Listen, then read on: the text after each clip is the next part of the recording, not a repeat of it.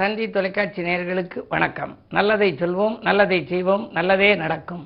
இன்று 18/7/2023 செவ்வாய்க்கிழமை, புனர்பூசம் நட்சத்திரம் காலை 6:05 வரை, பிறகு பூசம் நட்சத்திரம்.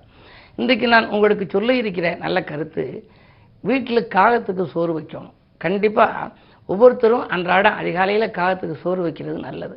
எதனாலேன்னா அதில் அறிவியல் ரீதியாகவும் சில உண்மைகள் இருக்குது, ஆன்மீக ரீதியாகவும் சில உண்மைகள் இருக்குது. சனி பகவானுக்கு வாகனம் காகம்னு கொடுத்துருக்காங்க. எதுக்காக அப்படின்னா, ஆயுள்காரகன் சனி. ஆயுள் விருத்திக்க வேண்டுமானால் சனி ஜாதகத்தில் நல்லா இருக்கணும். அதுக்கு இப்போ ஒரு வாகனமாக காகத்தை கொடுத்துருந்தா என்ன, அதில் ஏதாவது பொருள் இல்லாமல் இருக்காதுன்னு நீங்கள் தெரிஞ்சுங்க. நல்ல அர்த்தம் அதில் இருக்குது. இந்த காகம் காலையில் வீட்டுக்கு வந்து காகான்னு கத்துனோடனே அவங்க சோறோ கஞ்சியோ வைப்பாங்க. கலந்த சோறும் வைக்கலாம், சனி ஆதிக்கம் இருக்கவங்க. அது வந்தவுடனே என்ன பண்ணும், சுற்று வட்டாரமெல்லாம் பார்க்கும். பாச்சை பள்ளியெல்லாம் செத்து கிடந்தா அதை வந்து அது சாப்பிடும். அது சாப்பிட்ற போது அந்த பாச்சைகள்லாம் ஈ மொச்சுக்கிட்டு இருக்கும் சில வீடுகளில். அதெல்லாம் அது வந்து கொத்தி தின்றுடும். அப்படி தின்றுச்சுன்னா இந்த சுற்றுப்புற சூழலை சரியாக வைத்து கொள்ளக்கூடிய ஒரு பறவை அந்த காகம். ஆகையினால இந்த வீட்டுக்கு எந்த விதமான தொல்லைகளும் ஆரோக்கிய தொல்லைகளும் வராது, எதுவும் பாதிப்புகள் வராதான். அது ஒன்று. ரெண்டாவது, அந்த காகத்துக்கு நம்ம முதல்ல வைக்கிற போது இந்த விரத காலங்கள் எல்லாம் முதல்ல நம்ம சாப்பிடக்கூடாது. அந்த தெய்வத்துக்குன்னு வச்சுருக்க உணவு அல்லது முன்னோர்களுக்கு வைக்கிறோம், படைப்புன்னு வைக்கிறோம், திதின்னு வைக்கிறோம். முன்னோர்களே காக வடிவத்தில் தான் வந்திருக்காங்களாம். அப்படி காக வடிவத்தில் வந்து சாப்பிடுவாங்கன்னு சொல்லி ஒரு ஐதீகம். அதனால் இந்த முன்னோர்களுக்கு சடங்குகள் செய்கிற போது, திதிகள் வைக்கிற போது, அமாவாசை அன்னைக்கெல்லாம் காகத்துக்கு வைக்கிறோம். அப்படி வைக்கிற போது நம்ம சாப்பிட்டு பார்க்கக்கூடாது. முதல்ல அது காகத்துக்கு தான் வைப்பாங்க.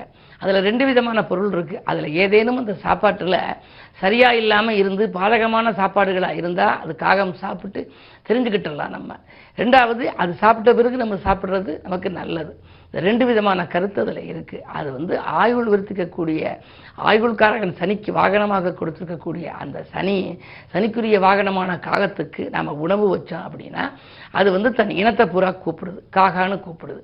அப்படி தன் இனத்தை பூரா அழைத்து சாப்பிடுகிற ஒரே பறவை வந்து காகம். அதே நேரத்தில் நாய்க்குட்டி இனத்தை வெறுக்கக்கூடியது. ஆகையினாலே தான் மணிவாசக பெருமான் எழுதுகின்ற பொழுது நாயினும் கடையேன் அப்படின்னாரு. நாயை காட்டிலும் கீழ்த்தரமானவன் எழுதுறாரு. எதனால அப்படின்னா, நாய் நன்றி உணர்ச்சி மிக்கது. ஆனால் இப்போ இன்னைக்கு ஒரு ரொட்டி போடுறோம் அப்படின்னா அந்த நாய்க்குட்டி 5 வருஷம் கழிச்சு அந்த இடத்துக்கு வந்தாலும் வாழையாட்டிக்குன்னு வரும். அந்த நன்றிங்கிற ஒன்றத்தை இருக்கே தவிர அந்த நம்ம விருப்பப்படாத குணங்கள் இருக்குல்ல, அது எக்ஸ்ட்ரா குணங்கள் அதுக்கு இருக்கு. ஒன்று, தன் இனத்தை தானே வெறுக்கும். கூட சாப்பிட வந்தால் குலைக்க ஆரம்பிச்சிடும். அதுக்கப்புறம் வீதியிலேயே அதுக்கு அந்த பெண்ணாய் ஆண்நாய் வந்து புணரக்கூடிய ஆற்றல் உண்டு. தன்னினத்தை தானே வைக்கும். தான் உண்டதை திரும்ப தானே உண்ணும், கக்குனதை சாப்பிடும். இந்த 3 கெட்ட பழக்கங்கள் நாய்க்கு உண்டு. ஆனால் ஒரு நல்ல பழக்கம், நன்றி உண்டு. அதே நேரம் காகம் வந்து தன் இனத்தை கூப்பிட்டு சாப்பிட்றதுனால காகான்னு அழைச்சி சாப்பிடும். இனப்பற்று மிக்கவர்களாக நாம் வாழணும். பணப்பற்று மிக்கவர்களாக வாழும் நாம் இனப்பற்று மிக்கவர்களாகவும் வாழ வேண்டும், தமிழ் பற்று மிக்கவர்களாகவும் வாழ வேண்டும் என்ற நல்ல கருத்தை தெரிவித்து இன்றைய ராசி பலன்களை இப்பொழுது உங்களுக்கு வழங்கப் போகின்றேன். மேசராசி நேயர்களே, பிரபலங்களின் ஒத்துழைப்பால் பிரச்சனைகளை தீர்த்துக் கொள்ளுகின்ற நாள் இந்த நாள். இன்று பிறருக்கு நீங்கள் கைமாற்றாக கொடுத்த பணம் வந்து சேரப்போகின்றது. தொழில் மாற்றங்கள் எதிர்பார்த்தபடியே அமையும். உத்தியோகத்தில் கூட நீங்கள் கேட்ட இடத்திற்கு உங்களுக்கு மாறுதல்கள் கிடைக்கலாம். இன்று உங்களுக்கு ஒரு யோகமான நாள். ரிஷபராசி நேயர்களே, உங்களுக்கெல்லாம் இன்று ராசிநாதன் சுக்கிரனை குரு பகவான் பார்க்கின்றார். குரு சுக்கிர பார்வை இருந்தால் திடீரென மாற்றங்கள் வரலாம். நீங்கள் நேற்று வரை நினைத்து பார்த்திருக்க மாட்டீர்கள், இன்று அந்த காரியம் நடைபெறும். யாரிடமேனும் பணம் கொடுத்து இன்னும் வரவில்லையே, கைமாற்றாக கொடுத்த தொகை கிடைக்கவில்லையே என்று நினைத்தால் அது இன்று வரலாம். இப்படி திட்டமிடாமல் செய்யும் காரியங்களில் கூட வெற்றி கிடைக்கின்ற நாளாக இந்த நாள் உங்களுக்கு அமையப் போகின்றது.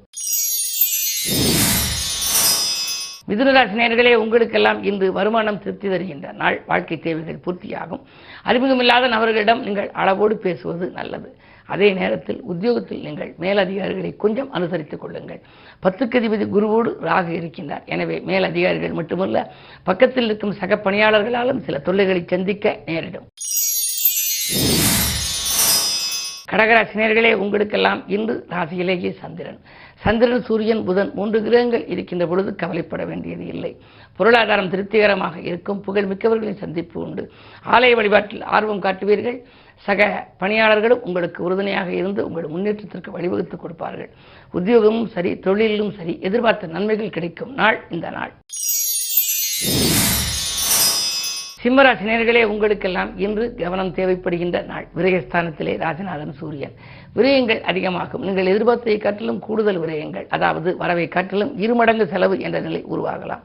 உத்தியோகத்தில் சிறு போராட்டங்களை சந்திக்கக்கூடிய நேரம் உண்டு. மேலதிகாரிகள் உங்களுக்கு இணக்கமாக நடந்து கொள்ள மாட்டார்கள். வேலைப்பளு கூடுதலாக இருக்கிறதே என்று கவலைப்படுவீர்கள். இருந்தாலும் குரு பார்வை இருப்பதால் மலைபோல் வந்த துயர் பனிபோல் விலக வேண்டுமானால் குருவினுடைய பார்வை கிடைக்க வேண்டும். அது உங்களுக்கு கிடைப்பதால் காரியங்கள் கடைசி நேரத்தில் கைகூடிவிடும். கன்னிராசினியர்களே, உங்களுக்கு பூர்வீக சொத்துக்களால் பிரச்சனைகள் ஏற்படுகின்ற நாள். புதிய திருப்பங்கள் ஏற்படும். பாக பிரிவினர்களில் சுமூகமாக முடியவில்லையே என்று கவலைப்படுவீர்கள். பயணங்களை கூட திடீரென மாற்றி அமைப்பீர்கள். அயல்நாட்டிலிருந்து வரும் அழைப்புகளை கூட ஏற்றுக்கொள்ள முடியாத சூழல் உண்டு. 2இல் கேது இருப்பதால் நீங்கள் நினைத்த நேரத்தில் செய்ய இயலாது. திட்டமிட்ட காரியங்கள் திசை மாறி செல்லாமல் இருக்க வேண்டுமானால் உங்களுக்கு வழிபாடுகள் தேவை. அந்த அடிப்படையில் இன்று முருகப்பெருமானை வழிபடுவது நல்லது. துலாம் ராசி நேயர்களே, உங்களுக்கு ஜென்மத்திலே கேது, ராசிநாதன் சுக்கிரன் 11ஆம் இடம் லாபஸ்தானத்தில் தனாதிபதியோடு இருக்கின்றார். பணப்புழக்கம் நன்றாக இருக்கும். சிறுக சிறுக சேர்த்த பணத்தை இன்று செலவிட்டு மகிழ்வீர்கள். பொறுப்புகள் உங்களுக்கு கொஞ்சம் அதிகரிக்கலாம். புதிய பொறுப்புகள் உங்களுக்கு வரலாம். நூதன கருவிகள் வாங்குவதிலே அக்கறை காட்டுவீர்கள். இடம் வாங்க வேண்டும், பூமி வாங்க வேண்டும் என்றெல்லாம் நினைத்தால் அது கைகூடுகின்ற நாள் இந்த நாள். விருச்சிக ராசி நேயர்களே, உங்களுக்கெல்லாம் செவ்வாய் பலம் நன்றாக இருக்கிறது. தொழில் ஸ்தானம் வலுவாக இருக்கிறது. பணம் பல வழிகளிலும் வந்து பையை நிரப்பப் போகின்றது. பாசமிக்கவர்கள் நேசக்கரம் நீட்டுவர்.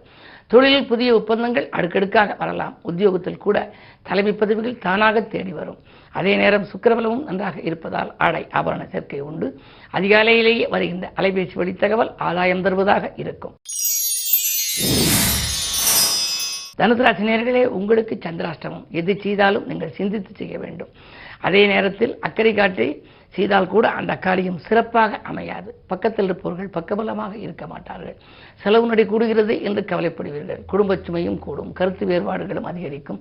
உத்தியோகத்தில் கூட சக பணியாளர்களால் திடீர் தொல்லைகள் வரலாம். கவனம் தேவை. மகர ராசினியர்களே, உங்களுக்கு அஷ்டமத்திலே செவ்வாய் அடியெடுத்து வைத்திருப்பதால் ஆரோக்கிய தொல்லை உண்டு. உடன்பிறப்புகள் உங்களை விட்டு விலகாமல் பார்த்துக் கொள்ளுங்கள். கோபத்தை குறைத்துக் கொள்வதன் மூலமே நல்ல பலன்களை நீங்கள் அடைய முடியும். 2இலே சனி இருக்கின்றார்.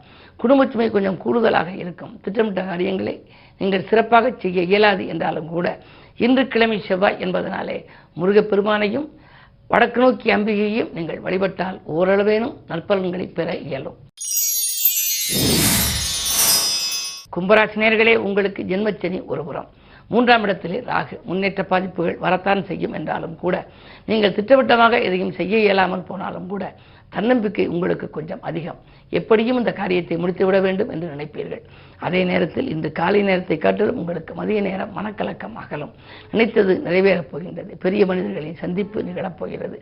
நீங்கள் தேர்ந்தெடுத்த களம் எதுவாக இருந்தாலும் அதில் வெற்றி கிடைக்கக்கூடிய சூழலை நண்பர்கள் உருவாக்கி கொடுப்பார்கள். மீனராசினியர்களே, அஷ்டமத்திலே கேது. அஷ்டமத்தில் கேது இருப்பதால் அலைச்சலுக்கேற்ற ஆதாயம் கிடைக்காது. மன அழுத்தங்கள் அதிகரிக்கலாம். ஒதுங்கி சென்ற நண்பர்களெல்லாம் ஓடி வந்து உதவி செய்வதாய் சொல்வார்களே தவிர கடைசி நேரத்தில் கையை விரிப்பார். என்ன இருந்தாலும் நிம்மதி குறைவாக கிடைக்கின்ற இந்த நாளில் நிகழ்கால தேவைகள் பூர்த்தியாவதும் அரிது. பண வருமானம் உங்களுக்கு திருப்திகரமாக அமையுமா என்பதும் சொல்ல இயலாது. அப்படிப்பட்ட சூழலில் நீங்கள் நினைத்தது நிறைவேற வேண்டுமானால் இன்று குருவையும் வழிபட வேண்டும். குரு பீடமாக விளங்கும் திருச்செந்தூர் போன்ற ஸ்தலங்களுக்கும் சென்று வாய்ப்பிருப்பவர்கள் வழிபட்டு வரலாம். உள்ளூரில் இருக்கும் சிவாலயம் சென்று முருகப்பெருமானை வழிபடுவது முன்னேற்றம் தரும். மேலும் விவரங்கள் அறிய தினத்தந்தி படியுங்கள்.